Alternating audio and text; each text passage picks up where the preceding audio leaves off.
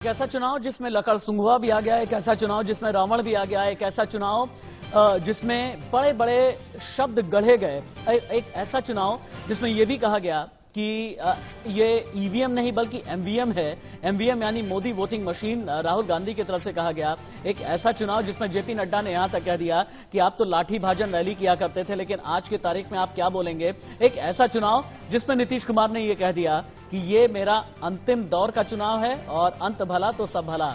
नमस्ते, मैं राशिद। बिहार चुनाव में तीसरे और आखिरी दौर की वोटिंग जारी है। मेरे सीनियर कोलीग मनीष अवस्थी ने मुझे ज्वाइन किया है, मेरे chief political editor. Manish. Rashid, सुबह का वक्त है और इससे पहले कि बिहार को अगर काली नजर से बचाना है तो उंगली पर काला टीका जरूर लगाना है। तो मैं ये कहूंगा कि पहले मतदान फिर जलपान। नमस्ते, मैं हूं मनीष अवस्थी। पिछले 1 घंटे से 15 जिलों की 78 सीटों पर वोटिंग जारी है। शुरुआत करेंगे ब्रेकिंग न्यूज के साथ। पप्पू यादव मुकेश सहनी की प्रतिष्ठा दांव पर। मुकेश सिमरी बख्तियारपुर से चुनावी मैदान में है। पप्पू यादव मधेपुरा से लड़ रहे हैं चुनाव। 10 नवंबर को आ जाएंगे नतीजे। एक अणे मार्ग पर कौन होगा मुख्यमंत्री, इसका फैसला आज होने वाला है। अब से ठीक 9 घंटे के बाद हम एग्जिट पोल, देश का सबसे सटीक एग्जिट पोल भी दिखाने वाले हैं। बिहार चुनाव में तीसरे और आखिरी दौर का मतदान जारी है। पीएम मोदी ने की है अपील, बनाएं वोटिंग का नया रिकॉर्ड। बिहार अपने भविष्य पर फैसला लेगा, वोट करना बहुत जरूरी है, ये तेजस्वी ने कहा है। नीतीश कभी सीएम नहीं बनेंगे, ये भी कहा गया है तेजस्वी की तरफ से।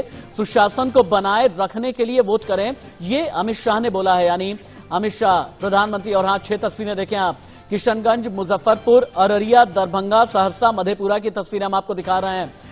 कोसी लेक से लेकर के सीमांचल तक, सीमांचल से लेकर के मिथिलांचल तक एक एक सीट का हाल हम आपको बताएंगे। 15 जिले, 78 सीटें हैं।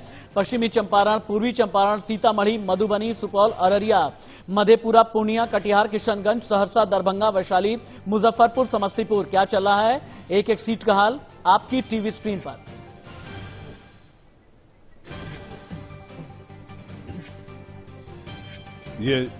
ये 6 तस्वीरें आपके टीवी स्क्रीन पर। तीसरे और आखिरी दौर के मतदान के लिए मतदान शुरू हो चुका है। उससे पहले तेजस्वी और चिराग दोनों ने जीत के दावे किए।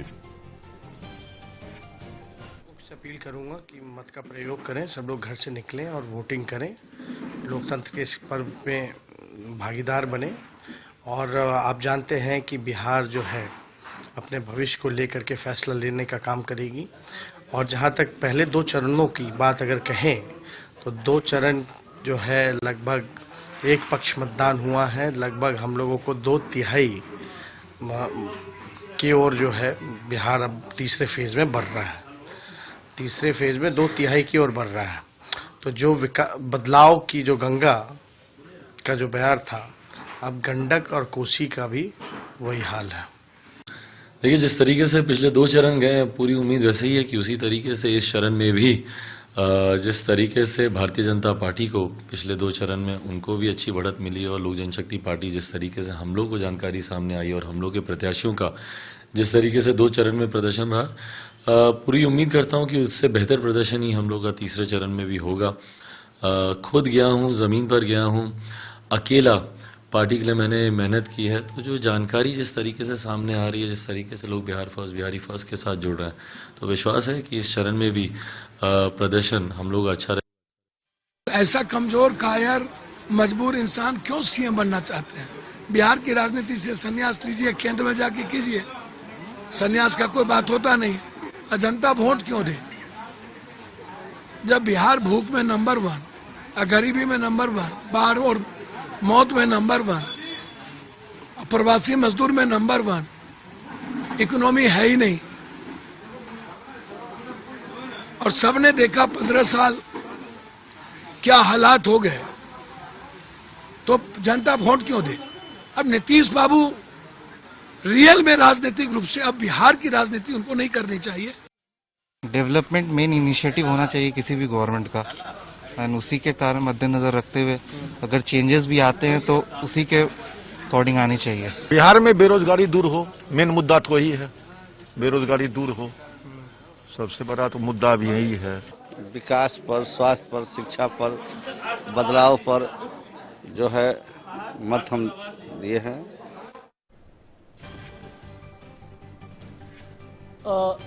मैंने आपको बताया था ना कि सीमांचल, मिथिलांचल और कोसी का ये चुनाव है और ये चुनाव तय कर देगा कि असल में 10 नवंबर को किसकी सरकार बनने जा रही है, क्योंकि 78 ये वो सीटें हैं जहां के बारे में कहते हैं कि आरजेडी का वर्चस्व रहा है, लेकिन यही वो सीटें हैं जहां से जेडीयू भी अपने फ्लोटिंग वोट को लेकर बहुत ही ज्यादा आश्वस्त रहती है और उसे विश्वास रहता है। लेकिन हां, सीमांचल में भारतीय जनता पार्टी को बहुत ज्यादा मेहनत करने की जरूरत है। जो गेस्ट मेरे साथ में जुड़े हुए हैं, एक बार फिर से रिइंट्रोड्यूस कर देता हूं मैं। आनंद कुमार झा भारतीय जनता पार्टी के नेता मेरे साथ में हैं, अजय अरोड़ा कांग्रेस के नेता हैं, लेकिन उससे पहले मेरे ख्याल से मनीष जी पहले हमें पूर्णिया शुभ्रा के पास जा सकते हैं हम। जी हाँ, शुभ्रा आपको मेरी आवाज आ रही है? जी मनीष जी, बिल्कुल आवाज आ रही है जी। शुभ्रा, अंतिम चुनाव कहकर सीमांचल के वोटर को बहकाई बा।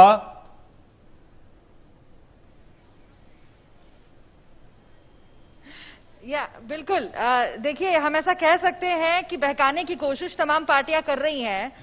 एक बदलाव के नाम से लोगों को रिझाने की कोशिश कर रही है, तो एक अपने काम का बार बार हवाला दे करके रिझाने की कोशिश कर रही है। तमाम रैलियां यहां पर हुई जिनका जिक्र हम कर रहे हैं, लेकिन सीमांचल के भी जो इलाके हैं, बाकी बिहार के इलाकों की तरह यहां पर भी लोग रोजगार चाहते हैं। रोजगार का मुद्दा बहुत बड़ा है और वो ये चाहते हैं कि हमें यहीं पर रोजगार मिल जाए, हमें बाहर नहीं जाना पड़े, क्योंकि प्रवासी मजदूरों का मुद्दा पूरे बिहार में इस बार छाया हुआ है और सीमांचल भी उससे अलग नहीं है। जहां अभी मैं जा रही हूं, लोग यही चाहते हैं कि अगर यहीं पर हमें रोजगार मिल जाए तो बाहर क्यों जाना पड़े। रही बात इन 78 सीटों की, तो 19 सीटें जो है वो पिछली बार जीती थी यहां पर भाजपा ने, और उसके पहले 27 सीटें जीती थी भाजपा ने 2010 में। तो भाजपा की नजर 27 सीटों से ज्यादा जीतने पर है, क्योंकि इस बार पूरी ताकत बीजेपी झोंक रही है और नीतीश कुमार से मतभेद भी हैं बीजेपी के, और इसीलिए रैलियों में हम उन मतभेदों की गूंज सुन रहे हैं। बीजेपी पूरी कोशिश करेगी कि जो सीमांचल के इलाके में जो सीटें हैं वहां पर पूरी ताकत झोंकी जा सके, और यही कोशिश रैलियों में दिखाई दी है। लेकिन वोटर टर्नआउट कितना रहता है वो देखना बहुत इंपॉर्टेंट होगा, क्योंकि एक बार मैं आपको पीछे का नजारा दिखाती हूँ। कुछ लोग यहाँ पर नजर आ रहे हैं, जो व्हाइट सर्कल्स बनाए गए हैं वो आप देखिए, और वहां पर कुछ महिलाएं, कुछ फर्स्ट टाइम वोटर से हमारी बात हुई। इस तरफ से लोग एंटर कर रहे हैं और दूसरी तरफ एग्जिट का दरवाजा है जहां से वोट देकर बाहर निकल रहे हैं। तमाम एहतियात तो बढ़ते जा रहे हैं, मास्क के इंतजाम है, सैनिटाइजर्स रखे गए हैं, सुरक्षा बल चाक चौबंद है, लेकिन लोग हमें सुबह से यहाँ पर इस बार भी कम दिख रहे हैं।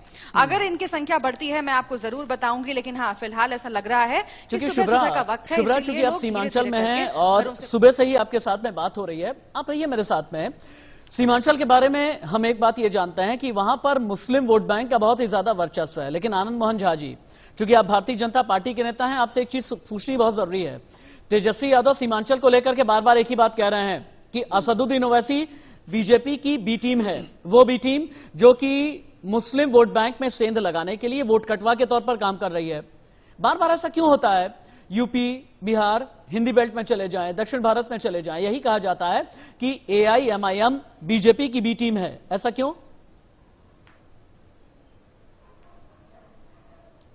सबसे पहले तो राशिद जी, मैं आपकी बात का खंडन करता हूं कि मिथिलांचल को आप 3 विभाग, 3 क्षेत्र में बांट रहे हैं, सीमांचल, कोसी और मिथिलांचल। ऐसा नहीं है, वो सारा का सारा मिथिलांचल का हिस्सा है और मिथिलांचल शब्द ही उपयोगी है इसके लिए। मैं निवेदन करूंगा कि आगे से आप सीमांचल और कोसी ना कह के सिर्फ मिथिलांचल शब्द का प्रयोग करें। दूसरी बात कि पिछली बार जब हम नीतीश जी के अंतिम दौर के चुनाव के बारे में कह रहे थे तो आपने माइक हटा दिया मेरे पास से। अंतिम दौर के चुनाव का तात्पर्य यह नहीं होता है कि जीवन का अंतिम चुनाव लड़ना। तो इसलिए भ्रम की जो ये स्थिति है, भ्रम का जो वातावरण है जो विपक्ष के द्वारा फैलाई जाती है, उसको भ्रम सुनिए ना, रोका जाए, उसको आप भी भ्रम विपक्ष की तरफ से नहीं। तीसरी आनंद मोहन झा जी, आनंद कुमार झा जी, भ्रम जो है विपक्ष की तरफ से नहीं फैलाया जा रहा। भ्रम जो है खुद ही नीतीश कुमार की तरफ से पूर्णिया की रैली में फैलाया गया। नीतीश कुमार ने खुद ही ये बोला ना, ये विपक्ष ने थोड़ी ही बोला। नीतीश कुमार ने कहा अंत भला सब भला, हमारा अंतिम चुनाव है, यही बोला, अंतिम चुनाव है हमारा। ये भ्रम फैलाया गया, सीए पर भ्रम फैलाया गया, सीए पर बीजेपी का रुख कुछ और है, वैचारिक लड़ाई में जेडीयू का रुख कुछ और भी है। राशिद, हम चाहेंगे आनंद जी, मैं आपसे, आप आनंद जी, हाँ, आप अगर चाहें तो नीतीश जी। मनीष जी, मैं आपको एक चीज बताता हूं हाँ, आप मेरी बात सुने मनीष जी और राशिद जी, सीएए हो या चाहे एनआरसी हो, इस पर मैं पहले भी भारतीय जनता पार्टी का जो निर्णय रहा है वो क्लियर रहा है, और एनआरसी और सीएए पर भी मत, लेकिन नीतीश का हमेशा नानुकुर जनता रहा है हमारे साथ रहा है। आनंद जी, दूसरी- नीतीश का दूसरा विषय- नानुकुर रहा है। आप ये भी मत भूलिए आनंद जी नहीं, कि नीतीश का नानुकुर रहा है। नहीं, अब मैं मनीष जी, आप एक मेरी बात तो सुन लीजिए मनीष जी, मैं एक चीज आपको बताना चाहता हूं कि किसी भी बाहरी व्यक्ति को निकालने की जब बात आती है तो उसको मुसलमान से जोड़ दिया जाता है। ऐसा क्यों? और आप लोग भी इस तरह का नैरेटिव ना गए हैं। मैं निवेदन करूंगा कि किसी भी बाहरी या बांग्लादेशी हो चाहे किसी भी बाहरी व्यक्ति को निकालने की बात होती है तो आप उसको खींच के मुसलमान पर ले जाते हैं। हाँ, ऐसा नहीं होता है। भारतीय मुसलमान पर के आप ये कह रहे हैं, आपकी बात बड़ी अच्छी लगी, किसी भी आपकी बात बहुत ही अच्छी लगी, आपकी बात आनंद कुमार झा जी, आपकी बात बहुत ही अच्छी लगी। हाँ, अब मेरी बात सुनिएगा, आप ये कह रहे हैं कि मुसलमानों की बात नहीं की जा रही है, बात की जा रही है घुसपैठियों की। ठीक है, अब मुझे यही बता दें, बिहार में घुसपैठियों का कोई आंकड़ा है क्या आपके पास? अगर आंकड़ा है तो अभी के अभी निकालिए आप। क्या कोई ऑफिशियल डेटा है आपके पास? निश्चित रूप से जो आंकड़े अभी बाकी हैं उसको चिन्हित किया जाएगा। और आपने रोजगार की अभी बात किया, सबसे बड़ा रोजगार के लिए जो समस्या बिहार में है वो सबसे बड़ी समस्या है घुसपैठिए और जनसंख्या। जब जनसंख्या एक्सप्लोजन हो रहा है और घुसपैठिए आके बढ़ाए जा रहे हैं, और वैसी स्थिति में बिहार वासियों के लिए, चाहे वो मुसलमान हो, चाहे हिंदू हो, चाहे क्रिश्चियन हो, चाहे किसी धर्म के लोग हों, उनके लिए समस्या तो पैदा होगी ही होगी। और ऐसी स्थिति में यदि हम घुसपैठियों को निकालेंगे तो स्वयं अपने आप रोजगार की संख्या और बढ़ेगी बिहार में, और रोजगार बिहार के लोगों को वहीं उपलब्ध होगा। लेकिन आप लोग इसको मुसलमान से जोड़ के, या कोई भी विपक्ष के लोग यदि मुसलमान से जोड़ के देखते हैं तो भ्रम न फैलाएं। किसी भी भारतीय मुसलमान को भारत से नहीं निकालने की बात है। कहीं पर आनंद जी, मैं आपको ये बता देना चाहता हूं कि हम बहकाईबा की फिलॉसफी पे विश्वास नहीं रखते। और जहां तक आपने कहा कि नीतीश कुमार का जो पूर्णिया की रैली में उन्होंने कहा कि ये राजनीति का उनका पूर्ण विराम नहीं है, आप कहेंगे तो मैं वो बाइट निकलवा के थोड़ी देर बाद आपको प्ले करके सुनाएंगे, और हिंदी वाक्य रचना में उसका क्या अर्थ होगा ये हम आप ही से पूछेंगे। झा साहब, निश्चित रूप से हम किसी भी विषय को सामने लाने के लिए तैयार हैं। और अंतिम चुनाव का तात्पर्य यह होता है कि 2020 विधानसभा का अंतिम चरण का चुनाव है, और उस दृष्टि से उन्होंने कहा है अंतिम आखिरी चुनाव है। आनंद साहब, यह मेरा अंतिम और आखिरी चुनाव है। मेरा का मतलब क्या होता है, जदयू का या नीतीश कुमार का?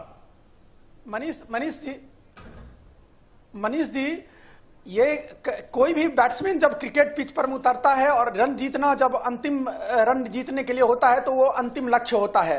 उसका तात्पर्य ये नहीं होता है कि अगले मैच में वो लक्ष्य होता है, अंतिम लक्ष्य होता है तो फॉरवर्ड पे आके आप खेल रहे हैं। नहीं, आनंद जी, बैटिंग आप कर रहे हैं और जदयू के लोग शांत हैं। बैटिंग आप कर रहे हैं, पिच पर आप एक एंड संभाले हुए हैं, और रनर एंड पे जदयू देख रहा है कि बीजेपी बैटिंग कर रहा है, आखिरी बॉल है, मास्टर स्ट्रोक लगाना है। हम तो बोल के चुप हो गए, हम रनिंग कर लेंगे नहीं कर लेंगे बिटवीन द विकेट, लेकिन बैटिंग आप बखूबी कर रहे हैं। आनंद जी, निश्चित रूप से हम बैटिंग कर रहे हैं, और हम बिहार की जनता की चिंता हमारे मन में है। और बैटिंग हम और जदयू और वीआईपी और हम चारों मिलके एक साथ कर रहे हैं बिहार के जनता के कल्याण के लिए। वातावरण जो है बिहार में विकास का हो, वातावरण जो है बिहार में अपनेपन का हो, बिहार में वातावरण जो है समाज में शांति का हो, लॉ एंड ऑर्डर की व्यवस्था सुदृढ़ हो, उसकी चिंता हम लोगों की है। और उसी को लेकर के पूरी एनडीए वहां बैटिंग कर रही है। और नैरेटिव करने की जहां तक बात है विपक्षियों द्वारा, वो कुछ भी नैरेटिव कर लें, भ्रष्टाचार और भय के सारे लालू जी राज्य चलाए। यानी आप ये कहना चाहते हैं, कि विपक्ष जो है सिर्फ और सिर्फ नैरेटिव सेट करने में ही लगा रहता है। अजय अरोड़ा कुछ कहना चाहते हैं। अजय जी, आप अपनी बात आप कहेंगे, लेकिन उससे पहले एक छोटे से ब्रेक के लिए हमें यहां पर रुकना पड़ रहा है। ब्रेक पर जाएं उससे पहले हेडलाइंस ले लेंगे, लेकिन हाँ, याद रखिएगा कि आज शाम 5 बजे देश का सबसे सटीक एग्जिट पोल इंडिया न्यूज आपके लिए लेकर के आएगा। अब आखिरी चुनाव वाले दांव का असल में लिटमस टेस्ट बिहार चुनाव में अंतिम चरण में होने जा रहा है और आज ही का चरण 15 जिले 78 सीटें इस बात को यह तय कर देंगे कि 10 नवंबर को बिहार में किसकी सरकार बनने जा रही है। और हां, तेजस्वी यादव के लिए भी बहुत बड़ी अग्नि परीक्षा है, क्योंकि सीमांचल में सबसे ज्यादा वर्चस्व, सबसे ज्यादा मजबूती आरजेडी के लिए रही है पिछले चुनावों में, क्योंकि यहीं पर मुस्लिम वोट बैंक सबसे ज्यादा है, यहां पर यादव वोट बैंक सबसे ज्यादा है और एमवाई समीकरण को साधना तो एक दोबारा से चुनौती है ही। वहीं दूसरी तरफ असदुद्दीन ओवैसी का किस तरह से सामना करेंगे, यह भी बहुत बड़ी बात है। जी हाँ, बड़ी बात है। और बड़ी बात के बीच राशिद, जैसा कि हम हर चरणों में बताए हैं कि आखिर चुनावी चौराहे पर क्या चर्चा हो रही है, वहां लोग क्या सोच रहे हैं और चुनावी चौराहा हमारे दर्शकों के लिए क्या लेकर आया, ताजा जानकारी के साथ आइए आपको लिए चलते हैं सुशील और ज्योति के पास चुनावी चौराहे। Presented by Havells, making a difference. Co-presented by Dabur Amla Aloe Vera Hair Oil, long, strong and shiny hair. Associate sponsor Dabur Dant Rakshak, Tej germ से सुरक्षा।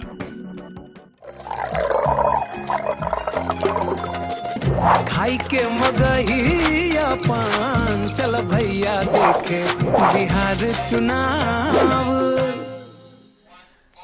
कौन ठगवा नगरिया लूटल हो, कौन ठगवा नगरिया लूटल हो, कौन ठगवा नगरिया लूटल हो, कौन ठगवा नगरिया लूटल हो।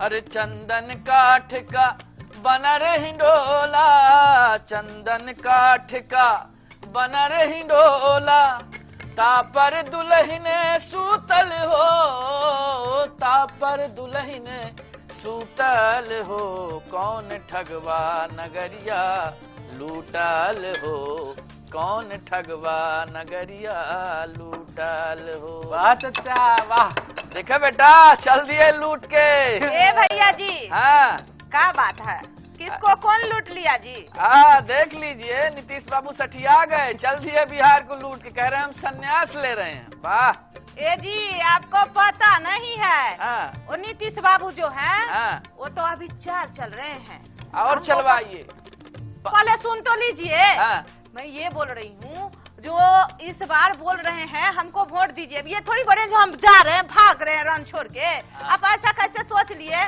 बड़े बड़े नेता उनके साथ हैं। हाँ। देख रहे हैं, देख रहे हैं, देख रहे हैं, सुन रहा है भैया हम कुछ कहें। बोल। हाँ। सचिन को जानते हैं, तेंदुलकर। हाँ। और धोनी को भी जानते होंगे। हाँ। धोनी ने सही समय पर संन्यास ले लिया ना। हाँ। हम नीतीश भी यही कर रहे हैं। अच्छा ऐसा कुछ समय आ नहीं गया। है। चुप, लबर लबर बोल रहा है, भैया हमारे सामने बोलने की है, वो सठिया गए हैं, रिटायरमेंट हो रहे हैं, बड़ा चला आया। ए भैया जी, हाँ। ई कौन है बड़ा लबर लबर कर रहा है बीच में? ये हमारा चाचा का लड़का है। अब हम जा रहे हैं सोनपुर का मेला देखेंगे। काहे? अरे जाएंगे, 10 तारीख को जाना है हमको। तो ये अच्छा। रहेगा दुकान में, बैठेगा, आपके साथ रहेगा, कुछ सीख जाएगा, चाय वाय पहुंचा देगा आपका। हाँ। अच्छा। दोनों निपटा देंगे हम। अच्छा। जानती हैं? हाँ। एगो किस्सा बताएं। का? ये नीतीश बाबू का किस्सा जो है, तो एक पंच संत के कहानी से बहुत मिलता जुलता है। अच्छा। हाँ। अच्छा। एगो रहा बगुला। अच्छा। बगुला भगत रहा ना। हाँ। तो क्या हुआ कि वो जंगल में एक बार सूखा पड़ गया। अच्छा। सूखा पड़ गया तो बगुलबा सोचा कि अब कैसे पेट भरा जाए, क्या करेंगे। तो एक तालाब में मछली था। अच्छा। बहुत सारा। तो आया जुगाड़ में, मछली सब कीचड़ के अंदर घुस गया था छुप के, डर के मारे कि पानी तो है ये नहीं। लेकिन बगुला आया और बोला कि हम जो है पानी देख आए हैं बहुत दूर जंगल में, बड़ा साफ सुथरा पानी है। तो बोले हाँ भैया देख तो आए, लेकिन हम उड़ तो पाएंगे नहीं, तो कैसा करें। तो बोले एक काम करते हैं, हम आपको अपनी चोंच में दबा के ले जाएंगे और वहाँ पानी में छोड़ देंगे। अच्छा। अब मछलियां सोची कि बढ़िया ठंडा पानी मिलेगा जाकर के वहाँ जलाशय में है। लेकिन बगुला भगत जो है तो यहाँ से मछली को ले जाते थे, अब बीचे वहाँ गटक जाते रहे। मामला अच्छा। साफ। हाँ, तो ऐसे हैं नीतीश बाबू, सब गटक के अब उड़ रहे हैं। हो गया आपको ना गलत फहमी हो गया है, सच्चे बता रहे, हंसिए मत। हाँ तो वो बधिया पुता का लड़ेगा जी, इलेक्शन हम तो कह रहे हैं सच्चे में, एक बार बात हमारी मान जाइए और दीजिए ना, जिताइए ना। आखिरी बार बोले हैं, ये बोले हैं अगर 5 साल में हो सकता है कुछ अच्छा हो जाए, देखिए वोट डाल के। वाह वाह, एक बार और दे दो तो ताप के औरों चले जाए। 15 साल से ताप ही रहे चचा। बिना मतलब का बात समझे नहीं, जैसे वो दिया पुता लड़ रहा है वैसे आप लोग भी उसके पीछे पड़े हैं। सुन रहा है भौजी क्या बोल रही है? भौजी गरमाई हुई है सवेरे से। गरमाई और माई नहीं हूँ, चाय पीजिए। मैं एक बार बोलिए दे के देखिए ना वोट। अरे खिसियानी बिल्ली खंभा नोचे, कुछ नहीं बचा है, बस ऐसे है। मतलब हर बात में आप लोगों को मजाक लग रहा है। मैं बोली एक बार दे के देखिए। अरे वो बड़े बड़े नेता उनके साथ है, हम सब सोचे चाय बना के क्या होगा, कितना दिन घर चलेगा, कितना दिन पेट चलेगा, बताइए। इस बार जीत जाएंगे, सबको नौकरी देंगे बोले हैं, कितने लोगों को रोजगार दिए हैं। अरे देखिए राशन फ्री मिल रहा है, अब क्या चाहिए हम लोगों को? गरीब खाली वादा कर रहे हैं, देंगे हम, ये देंगे हम, वो देंगे, देते कुछ नहीं है बस। 10 साल से सरकारी नौकरी की तलाश में लगे हैं चचा। देखिए आज भी यही खड़े। वो जो बैठे हैं घर में अंदर में, वो उनको दे रहे हैं अंदर से ही भाषण। बाहर आए कब वो आए? कौन नहीं आया? वो युवा को जो दे रहे हैं, बड़ा युवा वाले, हम नौकरी दे देंगे, सबको राज चलाएंगे, बैठे हैं जेल में। देखिए भाई, ये जो है ना, तो ये तीसरे चरण का चुनाव चल रहा है, तीसरे चरण का चुनाव हो गया है शुरू। अब वोट डालने जाइए ना गुरु, और देखिए गमछा बांध के जाइएगा, हाथ सैनिटाइजर करके आइएगा, और जो है तो लाइन से जाइए, दूरी बना के रखिए, वो 2 गज की दूरी और मास्क है जरूरी। तो गुरु जाइए वोट डाल के आइए और आते रहिए चुनावी चौराहे पर। खाई के मगहिया पान, चल भैया देखे बिहार चुनाव। सीनियर कोलीग मनीष अवस्थी एक तो बहुत अच्छे मेजबान हैं और उन्होंने मुझे कुल्हड़ वाली चाय ऑफर किया। Thank you so much Manish ji, और उम्मीद ये करते हैं लेकिन अगर खबर ब्रेक करूं राशिद, तो ये मैंने कुल्हड़ वाली चाय मंगवाई है, कहीं और से नहीं, चुनावी चौराहे से ज्योति की चाय है, जिसमें कूट कूट के अदरक डाली गई है। और एक बात और, नेता जिस तरह से अपनी बातें और वादे करते रहे, सुशील को आप सुन रहे थे, इसमें इलायची भी आज पीस के डाली गई है। तो आखिर कितनी कुटाई होगी और इसकी महक कहां तक जाएगी, ये नतीजों में पता चलेगा राशिद। और सबसे बड़ी बात यह है ना कि आपकी आवाज में जितनी तपिश होती है, इतनी ही तपिश इस चुनावी चाय में भी है, लेकिन उससे भी ज्यादा तपिश है अगली ब्रेकिंग न्यूज में। बिहार चुनाव में पुष्पम प्रिया चौधरी ने कर दिया है दावा। दरभंगा से पुष्पम प्रिया चौधरी ने वोटिंग के बाद दावा किया, चुनाव में जीत हमारी होगी, ज्यादा से ज्यादा सीटें हमारी मिलेंगी, मुझे जनता का समर्थन मिल रहा है। पुष्पम प्रिया ने यह बात बोली है, बिहार को आगे ले जाना है।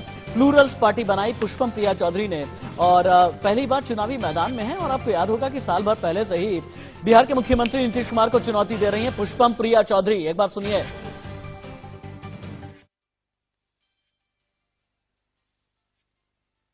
क्या और क्या सोचकर इस बार आपने दिया? थोड़ा आगे चल लेते हैं लोग आगे। आराम से भाई, वोट डाला? जी बिल्कुल। क्या सोचकर? वही सोचकर जो एक मतदाता को सोचना चाहिए।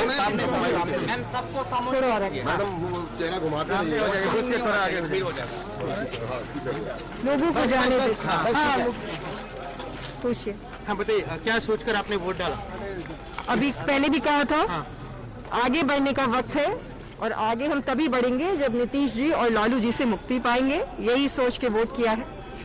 लेकिन नीतीश जी ने कहा कि ये मेरा अंतिम चुनाव है। हाँ मैंने सुन लिया, चुनाव तो वैसे भी उन्होंने लड़ा ही नहीं है विधायक का, तो अंतिम चुनाव का क्या मतलब है।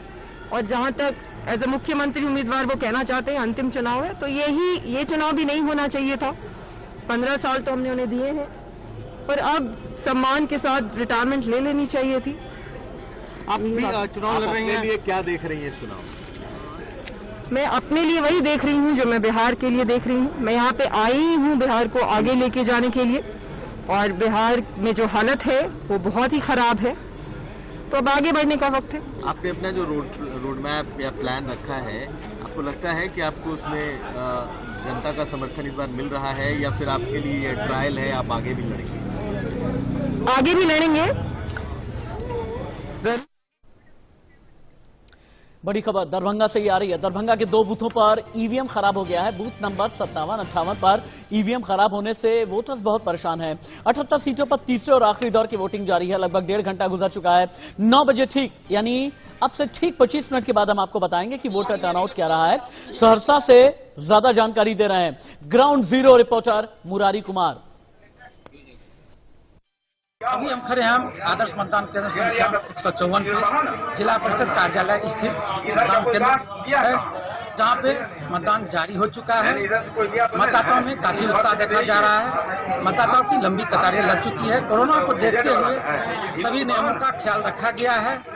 आइए हम बात करते हैं मतदाताओं से कि किन मुद्दों पे वह मतदान करने आए हैं।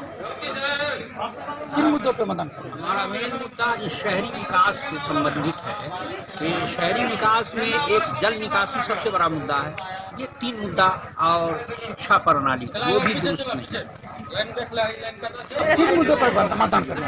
सामाजिक अधिकार, development of the society, development of the colleges, hospitals. तो मतदाता अनेक मुद्दों अपने मन में रखकर मतदान करने आए हैं और मतदाताओं में काफी उत्साह देखा जा रहा है। Murari Kumar, India news.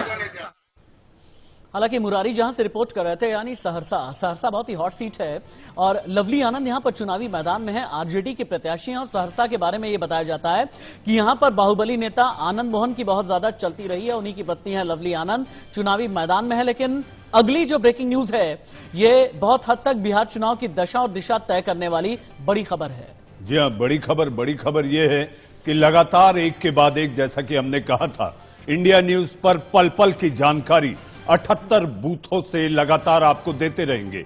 और इसके साथ साथ हमने जो आपसे वादा किया था कि हमारे पैनल पर जो मेहमान मौजूद हैं उन्हें बताएंगे और सुनाएंगे कि आखिर नीतीश कुमार ने अपनी पूर्णिया की रैली में क्या कहा था। दायित्व है, हमारी बहनों का तो दायित्व है ही, भाइयों का भी दायित्व है, बच्चों का भी, बच्चियों का भी दायित्व है।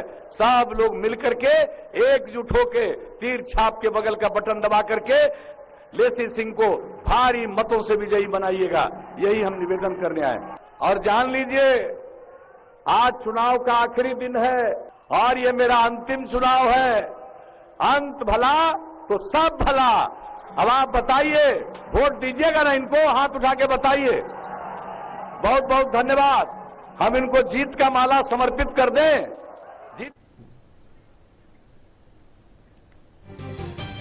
जी, आपने देखा कि नीतीश कुमार ने जो कहा, यह मेरा आखिरी चुनाव है, लेकिन सियासत के लोग ये मानने को तैयार नहीं। अपनी बैटिंग अगर उनका बस चले तो बॉलिंग भी उनकी हो, क्योंकि बैटिंग उन्हें करनी है।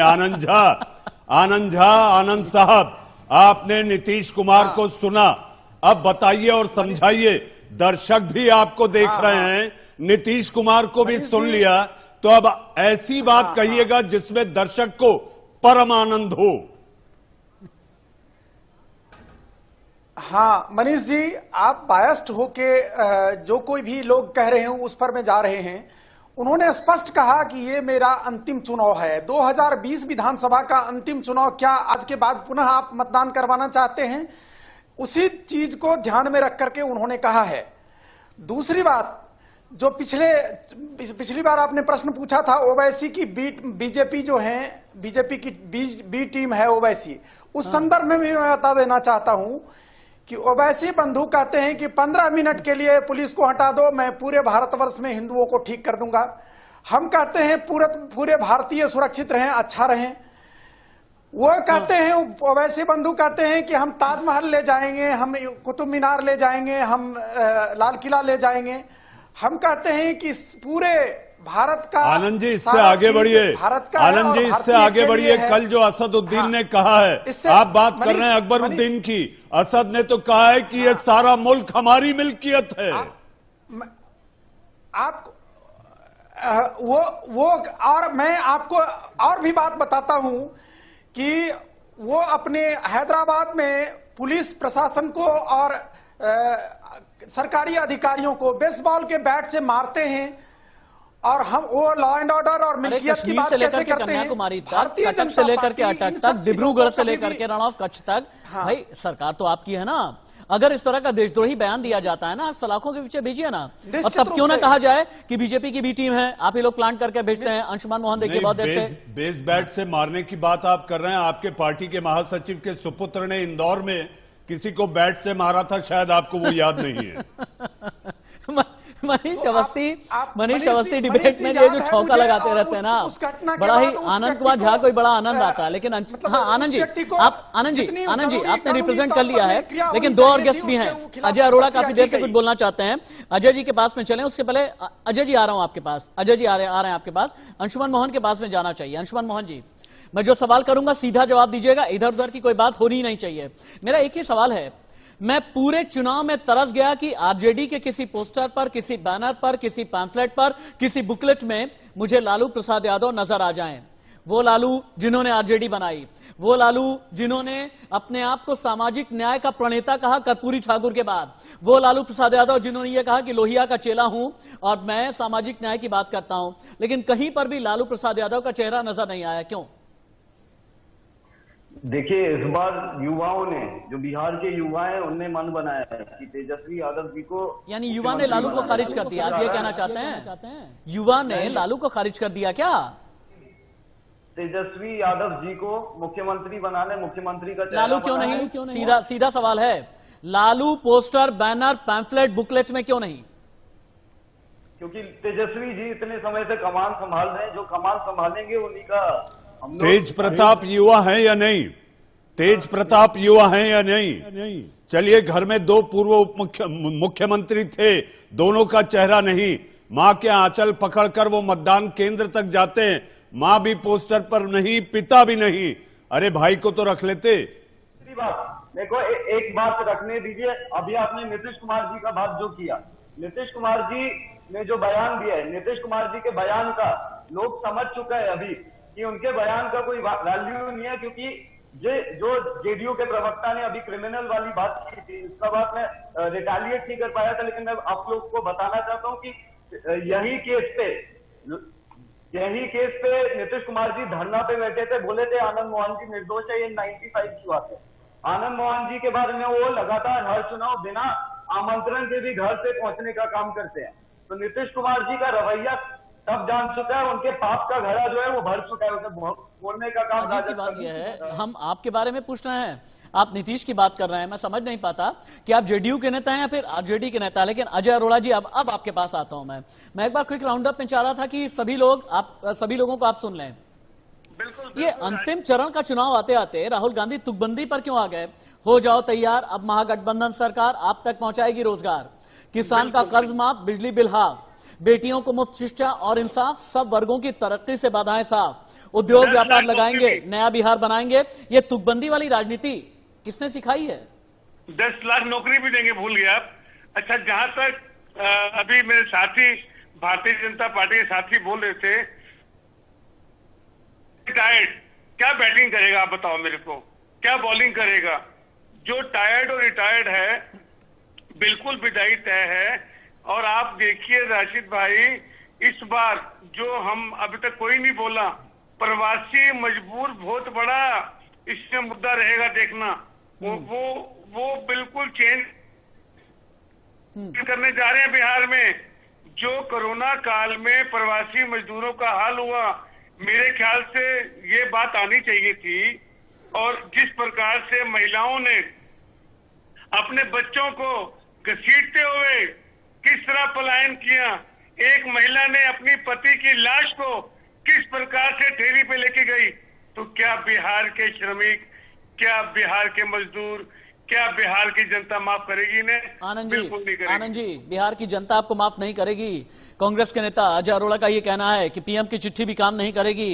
आप भले ही ये बोलें, भले ही जेपी नड्डा ये भी कह दें कोरोना के चलते यूएस में ट्रंप लड़खड़ा गए, लेकिन भारत को मोदी जी ने बचा लिया, ये तक भी कह दिया जेपी नड्डा ने। मनीष जी, सुनेंगे क्या आप? मेरी बात सुनिए राशिद जी। हाँ, मैं आपके माध्यम से अजय अरोड़ा जी को और बिहार की जनता को बताना चाहता हूं, अजय अरोड़ा जी जो बोलते हैं बिहार की बदहाली के लिए कांग्रेस ही जिम्मेदार रही है और इनके यूपीए की सरकार जिम्मेदार रही है। 15 साल आपने क्या किया? दूसरी बात, 15 अरे छोड़िए ना ना ना ना ना ना बस हो गया आनंद जी, ना ना ना हो गया, नहीं नहीं नहीं, नो नो नो हो गया। 15 साल राज करने के बाद, 1.5 दशक राज करने के बाद फिर से आप कहेंगे इनका 15 साल, उनका इतना साल। नहीं नहीं नहीं नहीं सर प्लीज, 15 साल बहुत होता है।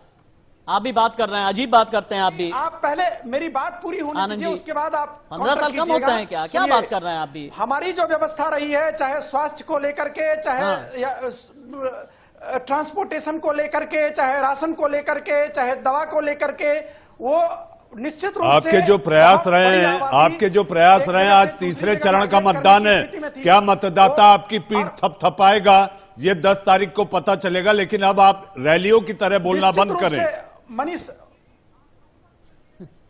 मनीष जी, आप आश्वस्त रहिए, आपका धर्म बनता है कि किसी भी विषय को समाज के सामने लाना।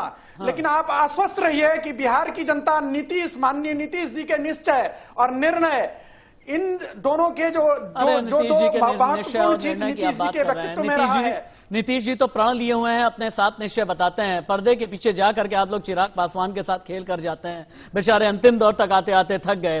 पूर्णिया में ये भी कह दिया कि मैं पूर्णिया में यहां तक भी कह दिया कि ये मेरा अंतिम चुनाव है, और अब यहां पर बैठे हुए आप नीतीश जी का नाम ले रहे हैं, इतने बड़े बड़े शब्दों से सुसज्जित और सुशोभित कर रहे हैं। खैर, एक छोटे से ब्रेक के लिए मेरे ख्याल से यहां पर रुक जाना चाहिए। एक छोटे से ब्रेक के लिए यहां पर रुकेंगे। बिहार में 15 जिलों की 78 विधानसभा सीटों पर वोटिंग जारी है।